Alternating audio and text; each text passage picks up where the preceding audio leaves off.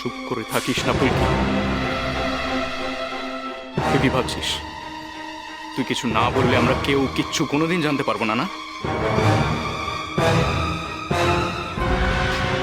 তোমরা তো ঝিলিককে জালিয়াত বলেছিলে, তাই না?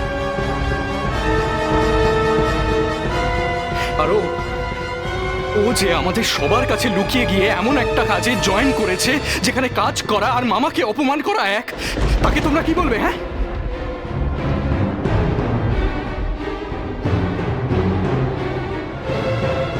তুই কি ভেবেছিস? হ্যাঁ, তুই কিচ্ছু বলবি না বলে আমরা কেউ কোনোদিন কিচ্ছু জানতে পারবো না। আমি নিজের চোখে তোকে দেখেছি আজকে আদিত্যর গাড়ি থেকে নামতে।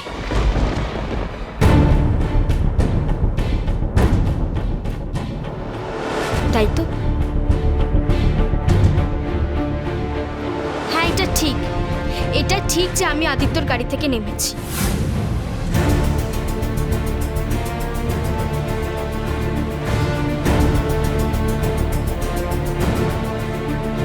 প্রতিমা রায়চৌধুরীর ছেলে আদিত্য রায়চৌধুরী,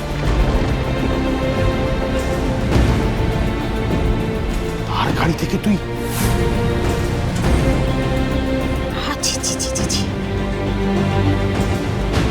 রাধা মাধব, এই মেয়ের হয়ে আমি এতক্ষণ সবাই গাইছিলুম গো। বলছিলাম কি বৌদিগো, বৌদিগো শোনো না, শোনো। চুপ কর আরতি। ফুলকি, তুই কি ওদের ওখানে কাজ করছিস? দীপু কিছু মিথ্যে বলেনি না? তুই আমার কাছে পর্যন্ত কথাটা লুকিয়ে গেলি? এই তুই আমাকে মা বলে ডাকলি, আমি তোকে ভরসা করলাম, বিশ্বাস করলাম, তুই তুই তার এই দাম দিলি ফুলকি?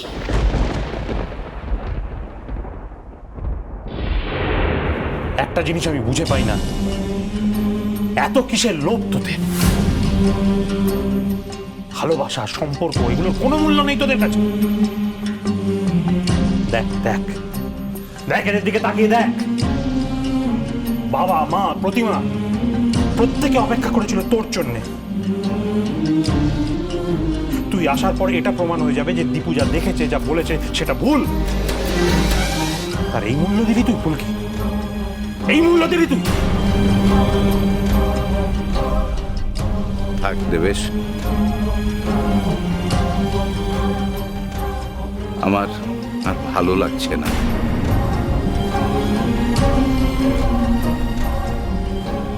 আরে ফুলকি,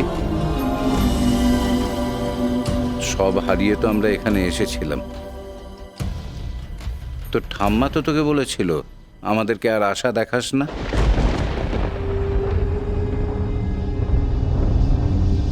তা সত্ত্বেও তুই এসব করলি? এই জন্যই তুই সবসময় ব্যাপারটা এড়িয়ে যেতিস না?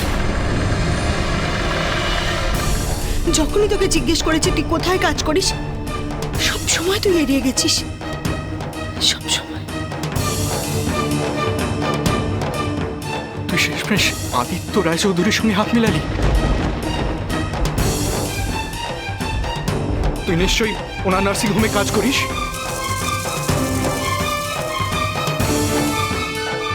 হাত না মেলালে আপিসে কাজে দুদিন যাওয়ার সঙ্গে সঙ্গে কখনো আগাম টাকা দেয় কেউ?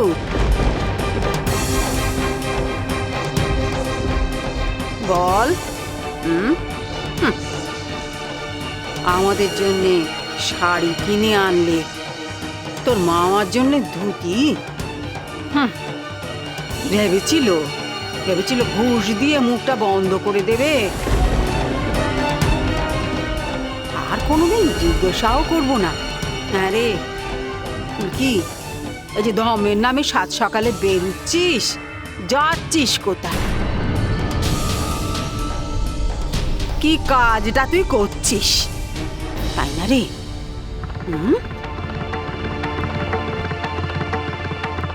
মমতা, ওকে আর এসব কথা শুনিয়ে কোনো লাভ হবে না। বিশ্বাস যা ভাঙার তা তো ভেঙেই গেছে।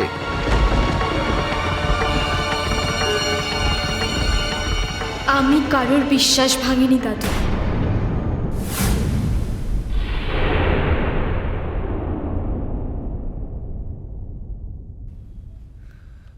আমি যা করেছি তা আদিত্যর মায়ের জন্য করেছি।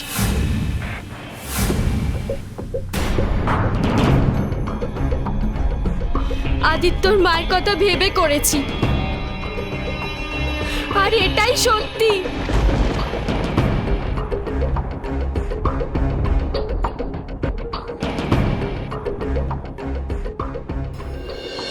আর এই সত্যিটাই আমি এতদিন চোখের আড়াল করে রেখেছি। রিন্টু,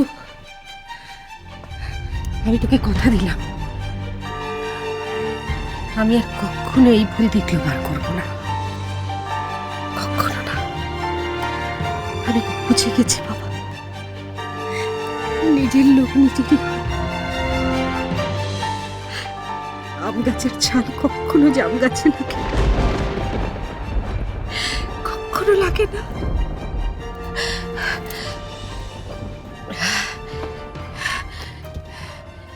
এই নাকি প্রতিমা রায়চৌধুরী এত বড় ব্যবসা সামলায়, মানুষ দেখলেই চিনতে পারে।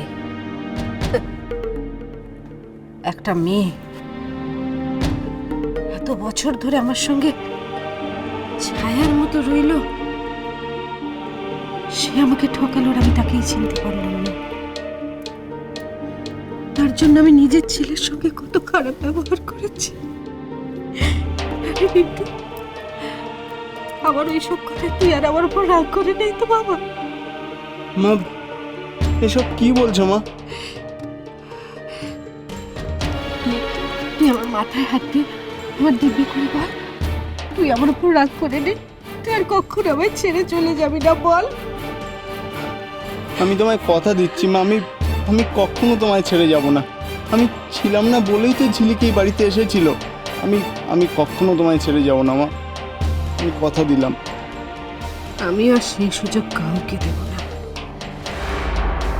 ব্যাস, তুই আমাকে কথা দিয়েছিস, তুই আর আমাকে কখনো ছেড়ে যাবি না। আমিও তোকে কথা দিলাম, তুই যা চাইবি আমি তোকে সেটাই দেব। আমার যা সম্পত্তি আছে আমি সব তোর নামে করে দিতে চাই, সব, যাতে এইভাবে আর কেউ না আমাকে ঠকাতে পারে। সব তোর নামে করে দিতে চাই। আজই আমি সব সম্পত্তি তোর নামে করে দিতে চাই। অখিল, অখিল! মা না, থাক না, আবার মামাকে কেন ডাকছো? না না না, থাকবে না, থাকবে না, যা হবে আজই হবে। অখিলকে ডাকতে। তাও যদি তোমাদের বিশ্বাস না হয়, যাও নিজেরা গিয়ে খোঁজ নিয়ে দেখো। উনি সত্যি সত্যি পাগল হয়ে গেছে।